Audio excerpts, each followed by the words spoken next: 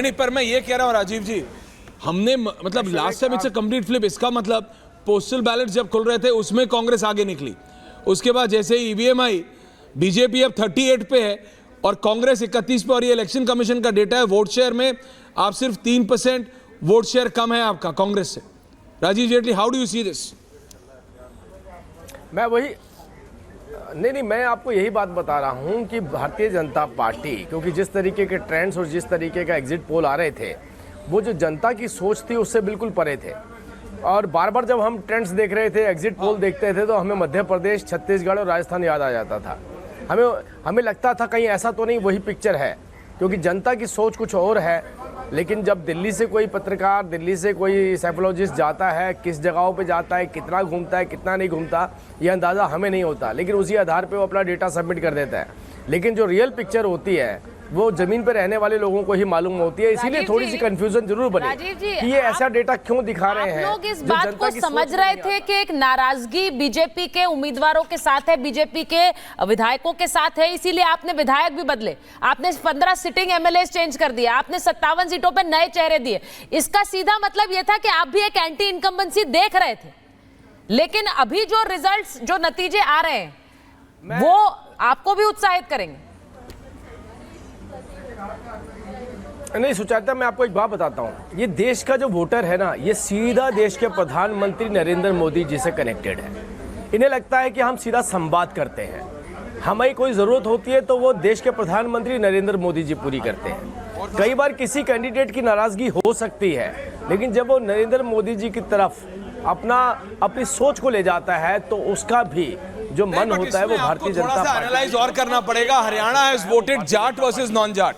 देखिए बीजेपी, देखिए भूपेंद्र हुड्डा जाट वोट लेके गए हरियाणा में, ये क्लियर है। अगर ये ट्रेंड्स जो भी लेटेस्ट आ रहे हैं, मैं इलेक्शन कमीशन के साथ जा रहा हूं, बीजेपी 38, कांग्रेस 31, तो कांग्रेस इस समय बिल्कुल लेटेस्ट, ये कांग्रेस जाट फेस, कांग्रेस जाट वोट लेके गई, और जो कंप्लीट नॉन जाट है वो डिवाइड नहीं हुआ है, वो कंप्लीट नॉन जाट एक साथ बीजेपी की तरफ आ गया। और इसमें मेरे को हमारे साथी है लोकेश, उनकी याद आती है, उन्होंने हरियाणा कवर, उन्होंने मुझे बोला था 4 से 5 दिन पहले बोला था कि सर ये जो दिल्ली से लोग जा रहे हैं ना, वो सब एनालाइज गलत कर रहे हैं। लोकेश नाम है उसका, मैं आपको बता रहा हूं।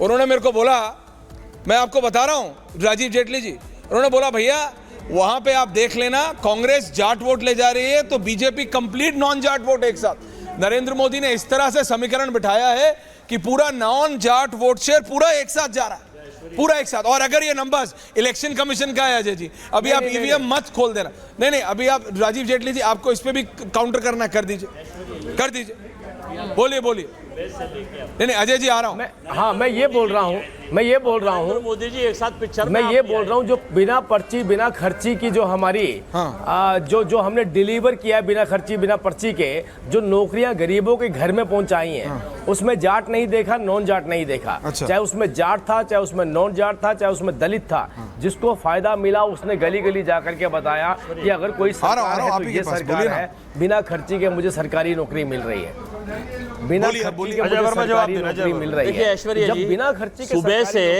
देश के हर चैनल पर और आपके यहाँ भी ना तो भाजपा के कोई प्रवक्ता थे ना नरेंद्र मोदी जी थे। अब अप्रगट भये गोपाला, अचानक इनको ये दिख गया है कि यहाँ से नरेंद्र मोदी जी भी लाइन पे आ गए हैं और सारे प्रवक्ता। अरे जब जीत रहे हैं तो ये तो, अगर आप जीत रहे तो राहुल गांधी आ रहे थे, जीत नहीं रहे, वो जीत रहे तो तब भी नहीं आए थे, वो तब भी नहीं आए थे। वो देखिए जीत हम दोनों जी कह रहे हैं 50+ के साथ, बिल्कुल फोल्ड नहीं कह रहा हूं आपसे कि हम नहीं। पर अजय जी जब देखिए अजय जी जब वहां पर सीटें आपकी तरफ जा रही थी तो सारा श्रेय आपको जा रहा था। अब सीटें अगर बीजेपी की तरफ जाती हुई नजर आ रही है तो थोड़ा क्रेडिट वहां भी दीजिए, थोड़ी देर बाद क्लियर हो जाएगी। हुआ है, कहीं नहीं जा रही है, थोड़ी देर के लिए मन को बहलाने को गाली भी है, ख्याल अच्छा है। इलेक्शन देखिए नहीं पर वोट शेयर भी देखिए ना, वोट शेयर भी देखिए, इलेक्शन कमीशन का देखो, एनसी और कांग्रेस 50 जम्मू कश्मीर में आ गए, इलेक्शन कमीशन का ही देखो ना। एनसी नहीं, इलेक्शन कमीशन के हिसाब से national conference Jammu Kashmir 40, BJP 23, independent 9, Congress 8, JPC 3, 50 हो गए ना। तो फिर उसी हिसाब से हरियाणा में इलेक्शन कमीशन 31 दे रहा है आपको। जम्मू कश्मीर में इलेक्शन कमीशन सही है, हरियाणा में गलत। दोनों जगह सही है। आप मेरी बात समझिए, आप मेरी बात समझिए। मैं तो ऐश्वर्या जी का दिखा रखा है, उसका भरोसा है। क्या है जो आपने दिखा रखा है उस पर भरोसा है। नहीं, बिल्कुल अच्छी बात है। तो हमारा ही देख लो, बीजेपी 43 है, कांग्रेस 38 है, टेलीविजन इलेक्शन में आएगी कमीशन थोड़ी 38 है, कांग्रेस 31 है। थोड़ी देर बाद देखिए, बदल इलेक्शन- जाएगी। नहीं, राजीव जी, यहाँ पर तो राजीव- चर्चाएं शुरू हो गई थी राजीव जी, यहाँ पर चर्चाएं शुरू हो गई थी कि भूपिंदर हुड्डा सीएम बन रहे हाँ, हैं बिल्कुल, कौन या बन रहा कुमारी है? शैलजा वो बन तो रही काजल से भी पूछवाया हैं। था। हाँ, यहाँ पर चर्चा ये शुरू हो गई थी, पूछ रहे थे। लेकिन अचानक से ऐसा गेम फ्लिप हुआ है कि अब बीजेपी के वापस आने की बात हो रही समर होता है ना स्विमिंग में, समर है। सॉल्ट बीजेपी वापस आ गई। गुलाटी मार दी, बिल्कुल नंबर्स ने गुलाटी मार दी। मुझसे कई लोगों ने पूछा इस बारे में जी। मुझसे कई लोगों ने पूछा इस बारे में, भाई वो जलेबी खा रहे हैं, तो मैंने कहा हलवाई की दुकान तो बंद हुई नहीं है, जलेबी तो कोई भी खा सकता है।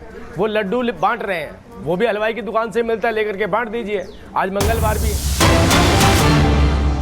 इसका ये मतलब नहीं है कि आप चुनाव जीत रहे हैं। तो ये मैंने पहले ही बोला था, थोड़ी देर इंतजार कीजिए, आप नतीजा आपके सामने होगा। पर आगे चल रही है टेली विधानसभा सीट पर बीएसपी आगे है, लेकिन खेल एकदम से बदला है पिछले कुछ चंद मिनटों में। बीजेपी जो स्क्रीन पर आप देख रहे हैं 44 पर आगे, 38 पर कांग्रेस, लेकिन जो इलेक्शन कमीशन का डेटा आपको बता रहे हैं उसमें 38 पर बीजेपी आगे, 31 पर कांग्रेस है। अब ये जरा थोड़ा समझना होगा चंद्र प्रकाश जी। देखिए, हम ये बार बार बात कर रहे हैं, ये खेल फ्लिप हुआ है। बहुत से ऐसे हमारे मेहमान थे जो कह रहे थे कि हरियाणा में बहुत फैक्टर्स हैं जो काम कर रहे हैं, उसमें आम आदमी पार्टी वाला फैक्टर भी है क्या? देखिए, आम आदमी पार्टी ने किसका वोट काटा है या फिर किसने किसका वोट काटा, अभी तो ये थोड़ी देर में समझ में आएगा। लेकिन ये बड़ा स्पष्ट है कि ये एक पोलराइजेशन दिखाई दे रहा है इस चुनाव में। दिख रहा है कि ध्रुवीकरण हुआ है, Jat vote, non Jat vote, ये दोनों बटे हैं। और दूसरी बात है कि जो दलित वोटों की बात थी, जो बहुत महत्वपूर्ण, जो दूसरा एक तीसरा तबका था दलित वोटों का, दलित वोटों ने ठीक ठाक सा इधर उधर गए, वो मतलब एक भ्रम में दिख रहे हैं, वो कांग्रेस की तरफ गए हों ऐसा नहीं है। क्योंकि बीएसपी का एक कैंडिडेट देखिए, ये एक जो जीत रहे हैं अतरलाल अटेरी से, तो इस तरीके से कुल मिलाकर ये वोट दो तीन दिशाओं में गया, कम से कम 2 से ज्यादा। इसका मतलब ये है कि जेजेपी आईएनएलडी बेशक जनता जो करेगी उसको मैं तो सिर माथे पर लेता हूँ। मेरे तो मैं एक बार चुनाव हारा था और कांग्रेस का जुलूस निकल रहा था और मैं तो बाजार में बैठ के आनंद ले रहा था, चाय पी रहा था। सीएम पद के लिए क्या कहेंगे? वो हाईकमांड अगर चाहेगी तो बिल्कुल बनेंगे। Thank you sir.